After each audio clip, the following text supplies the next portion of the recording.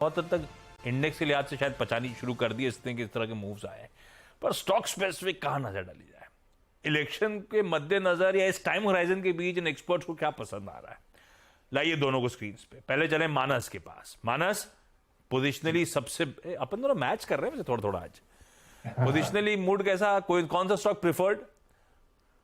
तो देखिए, आयशर मोटर्स पे आशीष जी खरीदारी करने की राय रहेगी। आयशर मोटर्स ने अभी 2 दिन पहले ही लॉन्ग टर्म चार्ट पे ब्रेकआउट दिखाया, 4200 के ऊपर स्टॉक निकला। वॉल्यूम्स काफी बेहतर दिख रहे हैं और पिछले 2 दिनों से अगर आप देखें तो उस ब्रेकआउट लेवल के ऊपर स्टॉक ट्रेड कर रहा है। तो आई थिंक नई रैली देखने को मिल सकती है।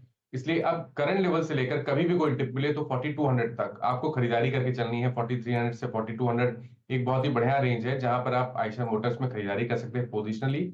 आपके जो स्टॉप लॉसेस रहेंगे वो 4000 के नीचे लगाइए, 4000 के जस्ट नीचे अपना स्टॉप लॉस लगा के रखिए। टारगेट लेकिन 4750 तक के हो सकते हैं। तो इस नजरिए से आयशर मोटर्स पे खरीदारी करने की राय रहेगी। आइशर मोटर्स रखिए रडार पे, ध्यान रखिएगा। पोजिशनली ट्रेड ले रहे हैं हम लोग। 3999 यानी कि सब 4000 का स्टॉप है। 4750 की कर रहा है ये तैयारी। पार्थिव, वैसे बजट रिलेटेड कोई स्पेस अब पता नहीं, एक तो अभी तो ये नहीं पता किसकी सरकार आएगी। हालांकि अजम्पशंस एक तरफ बहुत स्ट्रांगली है, लेकिन नहीं पता उनका बजट कैसा रहेगा, नहीं पता उनका अगर आना है 100 डे एजेंडा तो क्या होगा। लेकिन कुछ ना कुछ भाप तो रहा है बाजार। आप लोग को क्या लग रहा है, कौन सी की थीम है, कौन सा की स्टॉक है जो आप लोग प्ले करना चाहोगे? आशीष जी, रिसेंटली जब एक आरबीआई की समिट हुई थी तब पीएम साहब ने बताया था कि लाइक अभी तो मैं बिजी हूँ इलेक्शन के लिए, लेकिन पहले 100 दिन में आरबीआई के लिए बहुत ही काम रहेगा। बहुत सारा इंफ्लुएंस उसमें से निकला कि whether we are talking of PSU divestment, whether we are talking of further improvement in the banking system, जो भी हो। लेकिन हमें ऐसा लग रहा है कि पब्लिक सेक्टर बैंक्स में स्पेशली आई थिंक ऐसे नेम्स ढूंढने चाहिए जहाँ पे वैल्यूएशन कॉल है।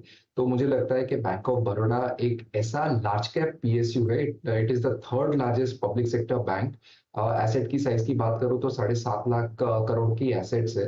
और सबसे कंफर्टिंग बात यह है कि यहाँ पे जो वैल्यूएशन है around 1.2 1.3 times forward price to book multiple पे FY25 बेसिस पे। सरप्राइजिंग बात यह है कि छोटे स्मॉल कैप और मिड कैप पीएसयूज, इससे जो छोटी साइज की पीएसयू बैंक है वो भी अभी 2 times forward price to book multiple पे कोट हो रहा है, जो ज्यादा एक्सपेंसिव है। लेकिन यहाँ पे I think bank of Baroda valuation बहुत अच्छे है। कैपिटल एडिक्वेसी की बात करूँ तो ऑलमोस्ट 15.25% है। नेट इंटरेस्ट मार्जिन भी काफी स्ट्रॉन्ग है, 3.23%। डिपॉजिट का जो वरी रहता है वहां पे भी ये बैंक ने काफी शानदार परफॉर्मेंस किया है। मुझे लग रहा है कि आई थिंक पोस्ट इलेक्शंस जो भी सरकार आएगी I think will want such well capitalized large cap public sector banks to disburse into priority sectors जैसे कि रेन्यूएबल है, जैसे कि इंडस्ट्रीज है, एग्रीकल्चर है। तो मुझे लग रहा है अंडर राइटिंग स्टैंडर्ड्स काफी इंप्रूव हो चुके हैं पब्लिक सेक्टर बैंक्स के।